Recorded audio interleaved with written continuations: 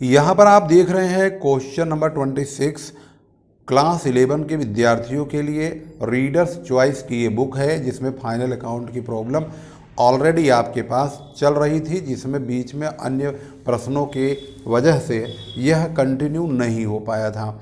लेकिन अब आपके सिलेबस के अकॉर्डिंग अब आपका समय भी इस चैप्टर के लिए हो भी रहा है और हाफ ईयरली के एग्जामिनेशन समाप्त हो गए हैं। बहुत सारे स्कूलों में अभी चल भी रहा है। इसी दौरान यह क्वेश्चन फाइनल अकाउंट का बड़ा ही इम्पोर्टेंट प्रश्न है। क्वेश्चन नंबर 26 विद एडजस्टमेंट, यानी इसमें समायोजनाएं दी हुई हैं। फाइनल अकाउंट एक बहुत ज़्यादा मार्क्स कवर करने वाला चैप्टर है। अगर इसको आप बहुत अच्छी तरह समझ लेंगे तो ये यकीन मानो कि ये आगे चल कर के बहुत सारी क्लासेज में यह चैप्टर आपको देखने को मिलेगा। MBA से लेकर के BCom तक ये अलग अलग तरीक़ों से आपको देखने को मिल सकता है, इसलिए ये BBA में भी रखा गया है इसका चैप्टर। यह आपके लिए बहुत ही ज़्यादा लाभदायक चैप्टर है और मैक्सिमम मार्क्स जो है इसमें कवर होते हैं। तो अधिक मार्क्स के लिए अगर आपको समझना है और यह चैप्टर आगे चल कर के CA, CS, CWA या अकाउंटेंट की प्रैक्टिस करने के लिए, अकाउंटिंग लाइन में जाने के लिए भी बहुत ज़्यादा इम्पोर्टेंट चैप्टर है। तो चलिए शुरू करते हैं क्वेश्चन नंबर 26। यहाँ पर श्री राम का 31 दिसंबर 2019 को निम्नलिखित तालपट है। यह रीडर्स चॉइस की बुक है और ये क्वेश्चन नंबर 26 है। अगर आपके पास रीडर्स चॉइस की बुक है तो भी, अगर नहीं है तो भी, इसकी समायोजनाएं महत्वपूर्ण हैं। ये समायोजनाएं आपके सवाल में आपके प्रश्न के अकॉर्डिंग, जो कि आपकी रिक्वायरमेंट अन्य प्रकार के राइटर्स की बुक में हो सकता है, वैसा भी मिल सकता है। तो देखते हैं इसकी समायोजनाओं को। ये तो ट्रायल बैलेंस का आइटम दिया हुआ है, जिसमें ये ट्रायल बैलेंस का डेबिट शेष यहाँ पर टोटल किया हुआ है, यहाँ से शुरू है और यहाँ पर आ चुका है, और ये क्रेडिट शेष का टोटल दिया हुआ है। इसकी जो समायोजनाएं हैं वो ज़्यादा खतरनाक होती हैं, जिनको समझने के लिए आपको बहुत ज़्यादा सोचना विचारना पड़ता है। यहाँ पर लिखा है 1500 रुपये का माल क्रय किया गया था, जिसका लेखा करना छूट गया, परंतु माल को अंतिम रहतिये में सम्मिलित कर लिया गया था। अंतिम रहतिये का मूल्य 23,250 रुपये था। किराया 750 रुपये अदत्त और वेतन 250 रुपये पूर्वदत्त था। श्री राम का पुत्र व्यापार में भाग लेता है और उसे 300 रुपये मासिक वेतन दिया जाता है। यह राशि आहरण खाते में सम्मिलित कर ली गई है। देनदारों पर 4% अप्राप्य ऋण है, जिन्हें अपलिखित करना है, तथा 5% संदिग्ध ऋणों के लिए संचित करना है। 2000 भवन पर और 500 रुपये फर्नीचर पर ह्रास काटना है। 400 रुपये का माल श्री राम ने निजी प्रयोग के लिए लिया और 200 रुपये का माल दान में दिया, जिसका कोई लेखा पुस्तकों में नहीं किया गया। जिस प्रकार की समायोजनाएं हैं अपने आप में बहुत खतरनाक हैं, बच्चों को समझने और सोचने पर मजबूर करती हैं। और इसकी एक समायोजना से आपका मिस्टेक अगर हुआ तो सवाल भी गलत हो जाएगा। सबसे पहले हम ट्रेडिंग अकाउंट के फॉर्मेट के अकॉर्डिंग ट्रेडिंग अकाउंट को बनाएंगे। सबसे पहले trading and profit and loss account आप इस तरह लिख लेंगे। फॉर द ईयर एंडेड 31 दिसंबर 2019, हमारे बुक के अकॉर्डिंग, आपकी बुक के अकॉर्डिंग जो भी होगा डेट डाल देंगे। पार्टिकुलर्स रुपीज लिखेंगे। सबसे पहले ओपनिंग स्टॉक को आपको लिखना होगा। ओपनिंग स्टॉक ये रहा। उसके बाद परचेज ये रहा 99,354 रुपये।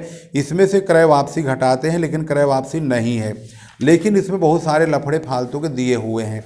जैसे 1500 रुपये का माल क्रय किया गया, लेकिन ये रिकॉर्ड छूट गया है, इसको हम ऐड कर देंगे। तो यहाँ पर अनरिकॉर्डेड परचेज के नाम से 1500 रुपये ऐड हो जाएगा। इसी में ही 400 रुपये का माल निजी प्रयोग में चला गया, ये भी घटेगा। 200 रुपये का माल दान में दिया, ये भी घटेगा। तो ये दोनों 600 रुपये माइनस हो जाएंगे। चैरिटी गुड्स के 200 रुपये और ड्राइंग गुड्स के 400 रुपये माइनस हो जाएंगे। तो यहाँ पर आप देखेंगे टोटल परचेज 1,02,54 रुपये का हुआ।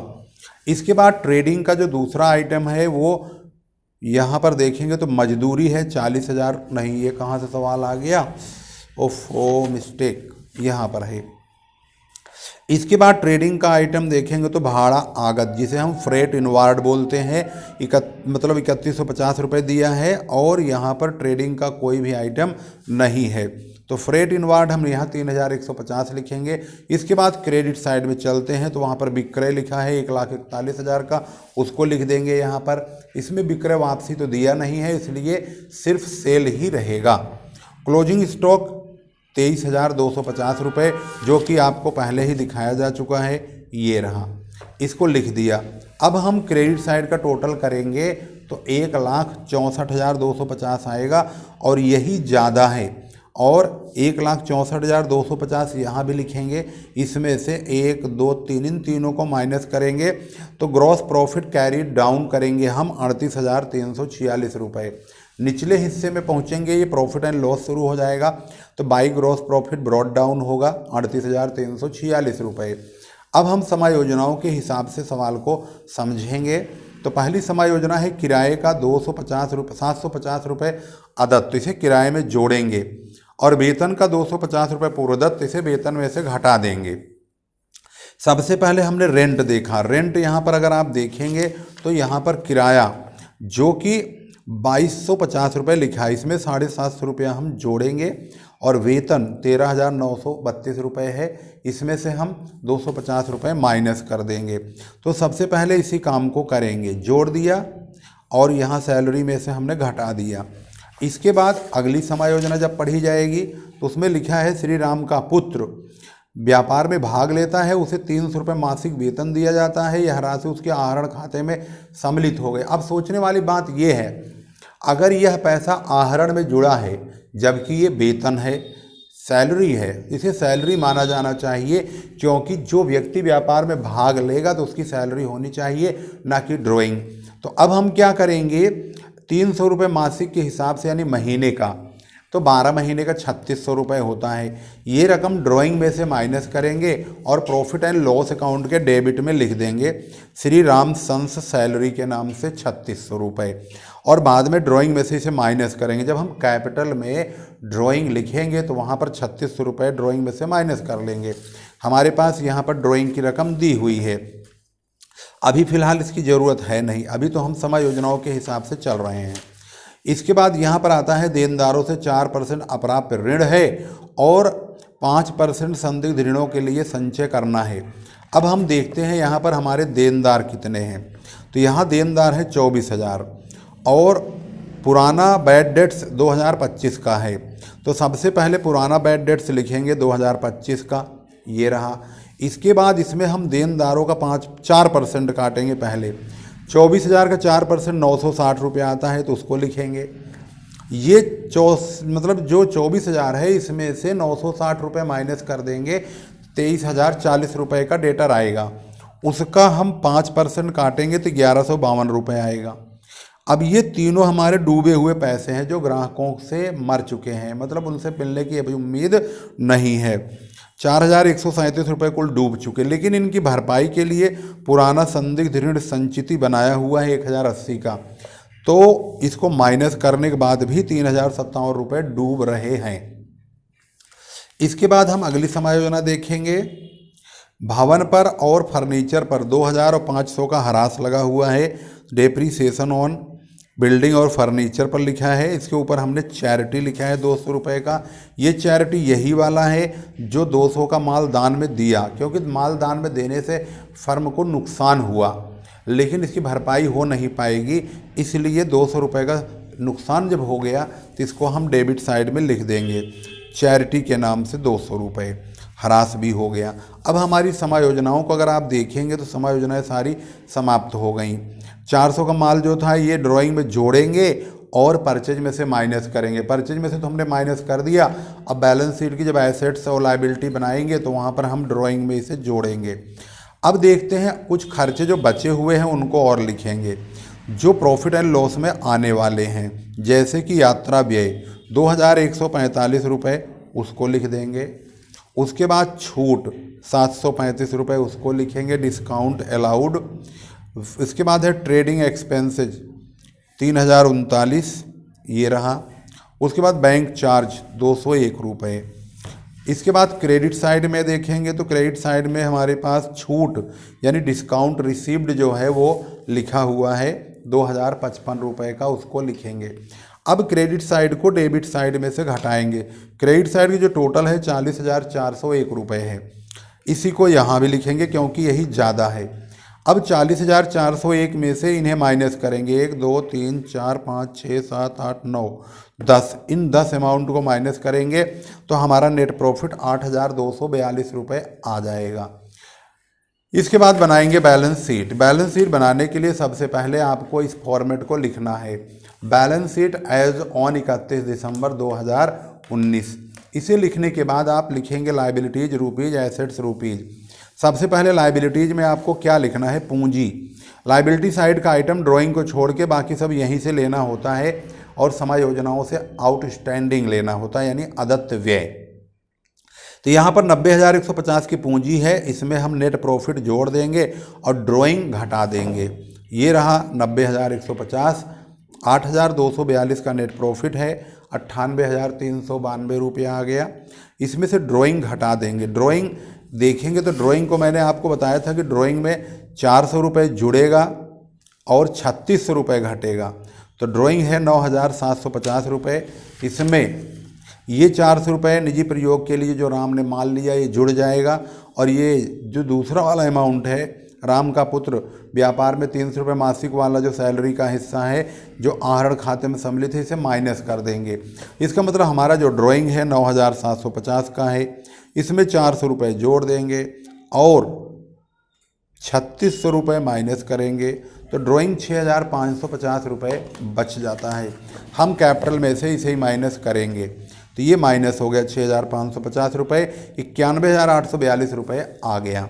इसके बाद दूसरी जो अमाउंट लाइबिलिटी का है वो लेनदार है 23,136 रुपये। इसमें 1,500 रुपये का एक लेनदार जो छूट गया था लिखने से, यहाँ पर जो लिखा है 1,500 रुपये का माल खरीदा लेकिन इसका लेखा करना छूट गया, तो ये 1,500 रुपये का अनरिकॉर्डेड क्रेडिटर था। इसको जोड़ने के बाद 24,636 का क्रेडिटर हो गया। अदत्त व्यय, अदत्त व्यय यहाँ पे 750 रुपये का दिया हुआ है और कोई लाइबिलिटी यहाँ पे है नहीं। इधर का पूरा हो चुका है और इसका जब टोटल करेंगे तो 1,17,228 आएगा। इसके बाद पहुँचते हैं बैलेंस शीट की एसेट साइड में। एसेट्स में सबसे पहले बिल्डिंग लिखते हैं।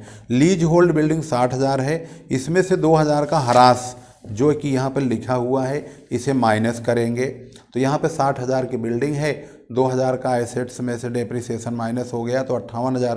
फर्नीचर देखेंगे तो 7,500 का यहाँ पे फर्नीचर लिखा हुआ है, इसमें से इसका ह्रास घटा देंगे 500 रुपये जो कि पीछे समायोजनाओं में लिखा है। इसके बाद क्लोजिंग स्टॉक लिखेंगे। क्लोजिंग स्टॉक आपको फॉर्मेट तो पता ही है इसका, 23,250 रुपये का क्लोजिंग स्टॉक हो गया। इसके बाद जो अमाउंट हमारा बच रहा है एसेट्स का उसको ढूंढ के भर देंगे। बैंक में रोकड़ है 6,840 का और डेटर, सबसे पहले डेटर ही लिख देते हैं तो हमारे पास डेटर है 24,000 का। इसमें 2 बार रकम कटी थी, एक बार 4% कटा था 960 रुपये, दूसरा 5% कटा था 1,152 रुपये। तो जब 4% कटा था तो उसे 24,000 में से माइनस करा गया, जो बचा था 23,040 उस पर 5% कटा तब 1,152 आया था। इन दोनों को घटा देंगे तो 21,888 रुपये का डेटर बचेंगे। कैश एट बैंक यानी बैंक का हमारा रोकड़ जो दिया हुआ है 6,840 रुपये का, उसको लिख देंगे। इसके बाद है प्रीपेड सैलरी। इसमें प्रीपेड का जो अमाउंट है वो पूर्वदत्त हमारा जो है संपत्ति होता है, अदत्त हमारी लाइबिलिटी, तो यहाँ पर पूर्वदत्त सैलरी का है 250 रुपये। अब यहाँ की सारी जो अमाउंट है वो हमने एडजस्ट में जो है समायोजनाएँ हैं सब यूज कर लिया। अब हम इसका जब टोटल करेंगे तो इसका टोटल 1,17,228 आ जाएगा। इस प्रकार से बैलेंस शीट का दोनों तरफ का जो टोटल है वो बराबर हो चुका है और यहाँ पर आप देखेंगे पूरी तरह से ये कंप्लीट हो गया और इसका जब आंसर मैच करेंगे तो सब चीज़ आपको मैच होता हुआ दिखाई देगा। ये तो हो गया ग्रॉस प्रॉफिट, ये हो गया नेट प्रॉफिट और ये हो गया बैलेंस शीट का टोटल। इसको आप पहले समझेंगे, वीडियो देखते रहेंगे और समझ जाएंगे।